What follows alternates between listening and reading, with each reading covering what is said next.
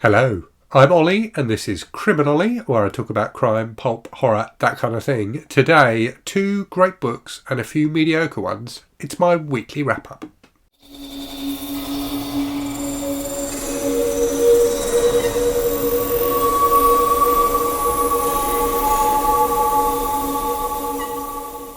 So as you may be able to hear, I have a bit of a cold, which has come on in the last couple of days and really taken the wind out of my sails. So yesterday I kind of limped through my work day, but I had little enthusiasm for anything and went to bed very early and had a very bad night's sleep last night. So I don't think it's a virus or anything like that, like I had very recently.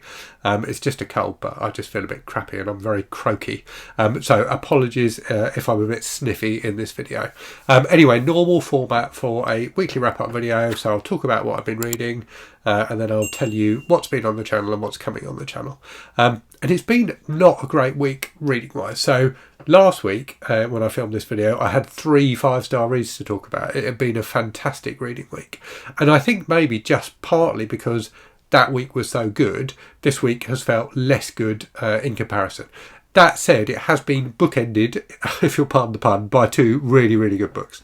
So let me talk about those first. So the first of those is Enter Boogeyman, which is a new horror anthology. So I put up a video about that last week.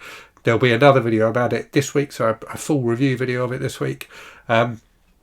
Just a really, really solid anthology of short horror stories about the Boogeyman from a range of really good writers. So Stephen King's got a story in there, Joanne Lansdale, Ramsey Campbell, Graham Masterton, loads of people. There's 18 stories in there and they're all really, really good. So I had a really good time reading that book, which I read over the last week and a bit. I tend to read short story collections kind of a bit at a time. I think that works quite well, and that's how I read that one. So yeah, that was excellent. So getting into the less good books then. So I had a couple that were on my my TBR first off. So The Glass Cell by Patricia Highsmith, which is part of my ongoing read along of all of Patricia Highsmith's books, which I'm doing with Anne from the channel and Novella. So this was okay. It wasn't great Highsmith. So it's about a guy who's kind of falsely imprisoned, or imprisoned for a crime that he was kind of involved in, but not really. Doesn't really deserve to go to prison. Has a terrible time in prison. The book starts with a really shocking torture scene where he's tortured by these guards, which apparently, at the time the book came out, was considered, scandalously shocking. And he subsequently, because of the injuries he sustains in that torture, ends up addicted to morphine. And the book really is about that. So about the first half of the book is his time in prison, and then the second half of the book is him trying to make a life for himself outside of prison. The problem I had with this as a Highsmith book, Highsmith books tend to be, they've got a bit of plot, but they're more about the characters. So they kind of have the plot kind of is a jumping off point, and then it's just about the lives of the characters. And this was true with this one as well. There's not a great deal of what you call plot in here, but the characters I just didn't really bond with or find that interesting. So subsequently didn't enjoy it as much as some of the other Highsmith stuff I've read. I still think Highsmith is a fantastic writer, but this definitely wasn't as good as some of her other stuff. Then read a book I've been wanting to read for a while, Lupe by Thompson. So this was for Shorty September. This ticked off the Spanx prompt as a book about witchcraft. So this was okay. So it's got a great concept, and it's like really the concept is wonderfully trashy, which is basically this woman like goes to visit this weird creepy kid, Lupe, who's like in touch with the devil somehow or something like that. I can't even figure out what was really going on in this book. And subsequently a couple of people die, and the woman then gets put on trial for witchcraft. So in like modern day or 80s New York, I think it was, she gets put on trial for witchcraft. So that's kind of the hook of the story, is that it's a modern witch trial.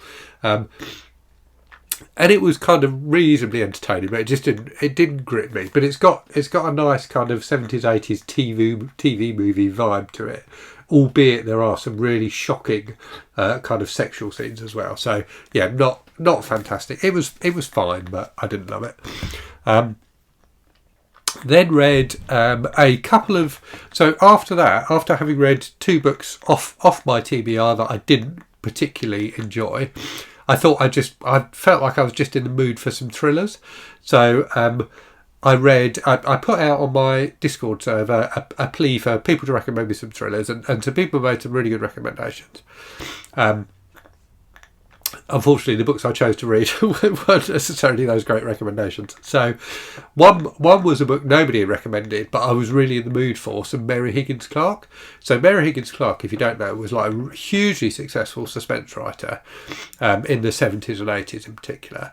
And I mentioned in my review, which went up this week, of Bag of Bones by Stephen King, the fact that he like talks about loads of different writers and like recommends different writers in that book. And Mary Higgins Clarke was someone who got mentioned. So I thought I'd try Where Are the Children, which was her first suspense novel. She'd written a few things before then, which hadn't really been successful, and her career really took off when she wrote Where Are the Children. So it's a neat concept. Or a fun concept anyway. Well, not fun. It's a horrible concept, but it's intriguing. So basically, there's this woman. 2 of her children, or her 2 children, died previously, and she was put on trial for their murder, but then acquitted. And like 10 years later, she's moved all the way across the country, got a new name, started a new family, has got 2 new children, and they get kidnapped. So there's the whole question of, was it her in the first place or not? But you know right from the start that it wasn't her, because you know who's kidnapped them. So it's definitely like a suspense novel rather than a mystery novel in that sense. That you don't know the exact identity of the person, but you know that someone else has kidnapped them.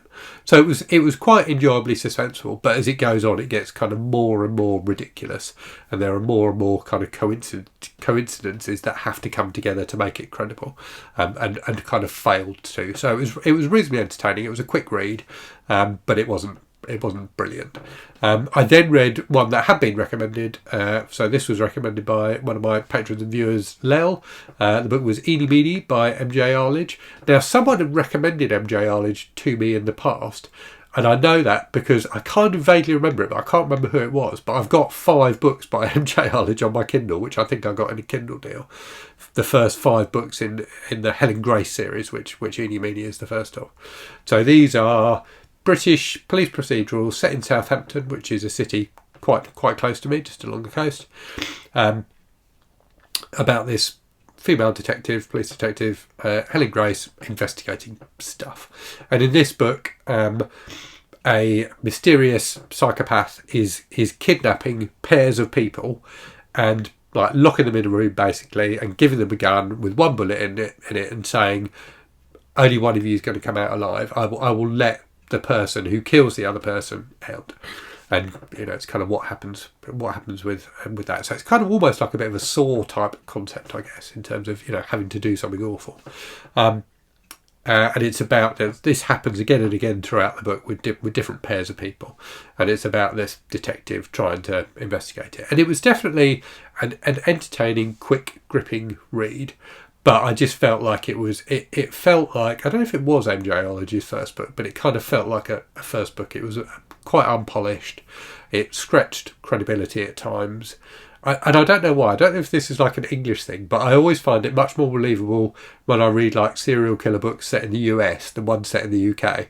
It just seems ridiculous to me that, I mean, clearly there have been British serial killers, but it just feels like it stretches credibility too much for me for some reason.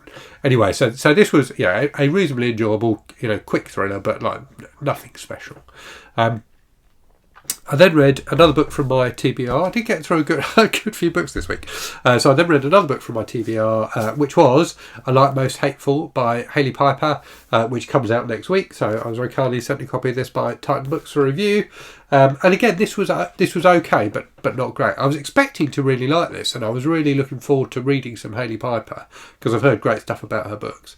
And the short story I read by her a couple of years ago, I did enjoy. And this was fun, but it wasn't amazing. It's about this town where all this weird stuff starts happening, and particularly about this young woman and how she tries to navigate her way through that. So there's kind of something that's a bit like a zombie plague in it, but there's also these monsters as well. So it's incredibly fast paced. and moves along at a great clip and is quite engaging in that respect. But I just found I didn't really connect with the characters for some reason. So I think I'm going to try and do a review of it. I haven't quite figured out what I'm going to say about it yet, but I think I'm going to try and do a review of it. So look out for that in the week ahead. So I'm now reading, so I said this was bookended by 2 fantastic books. I'm now reading a wonderful book, which is not the sort of thing I normally read at all, but I'm really enjoying. And it's a book with a booktube connection. So the book is Julian by Fleur, Pierets. So this is a Dutch book. And the booktube connection is Anne from the channel, Anne Novella, who I'm doing the Patricia Highsmith read through with, was kind of instrumental in getting this book translated into English, so in kind of linking up, I think, the author and the British publisher. It's a really beautiful, moving book. So it's about a lesbian couple who are kind of into they're kind of like artists and campaigners for gay rights, and they decide that they're going to travel around the world and get married in all of the countries where gay marriage is legal, which at the point that they start on their quest is 22. Now, tragically, one of the couple, Julian, dies after the 5th marriage, basically, after they've done this 5 times. And the book is about Fleur, the other of the couple, coming to terms with Julian's death. But it's also it's a book about Julian, so it's like a remembrance of Julian. It's a book about this project. It's a book about gay rights, and it's a book about grief. And it's just wonderful. It mixes so many different things together, but does it in a way which never feels overwhelming. It's really, truly excellent, and I'm just over a third of the way through and absolutely loving it. I think it's a really a great book, and definitely a book worth checking out. And Bob the Bookerer, who's another booktuber, did a really good interview with Fleur Pierets, which is on Anne's channel, I think in the last week.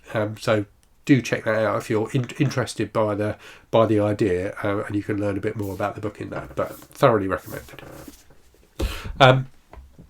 Right, in terms of channel stuff then, so a few things have gone up this week, and I've got stuff queued up for next week. I have a couple of things I need to film this weekend, cold permitting.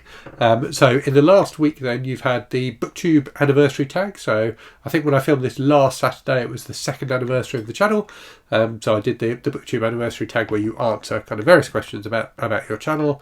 I've done my October TBR video, and I've tried to keep my October TBR a bit smaller. I ended up with too much stuff in September and haven't finished it all as a result. I did that preview for Enter Boogeyman, which I've talked about, which was a sponsored video. So let's talk about that for a minute. So I had a sponsored video last week, the Enter Boogeyman video. I have another sponsored video in the week coming up, which is about a new UK-based book subscription box that focuses on indie books called Your Paper Quest. So that is coming up in the week ahead. So it's very rare for me to do sponsored videos on the channel. I think I've done one before these two. So the fact that I'm conscious of the fact that I've ended up with 2 close together. But the reason for that is because there were time constraints on when the video needed to go up. But I will always be very careful about sponsored videos. I know that some people don't like them, and I always make sure that when I do one, it's a product that I genuinely think is a good product, and that I also think my viewers will be interested in. So you've ended up with 2, last week and this week. You may well not get another one for months because A, I don't get approached that often, and B, when I do, I'm very picky. So you won't, for example, see me doing like VPN adverts and things like that on the channel. So anyway, yes, so the Enter Boogeyman preview video went up. And also my review, as I've said, of Bag of Bones by Stephen King, which is a kind of mid-career King book that I really enjoyed. In the week ahead then, so you've got the video about Your Paper Quest, which is an interesting service, an interesting, slightly different take on the book subscription box. You've also got the Enter Boogeyman review, so my full unfettered, if that's the right word, review of the book, so a completely honest review. the short version is, as I've said in this video, I thought it was really, really good. You've got probably, as I say, a review or at least a video about I Like Most Hateful by Hailey Piper, and I'm also doing a top 10, so I'm going to do for kind of Halloween season a top 10 atmospheric horror books, so look out for that in the week ahead.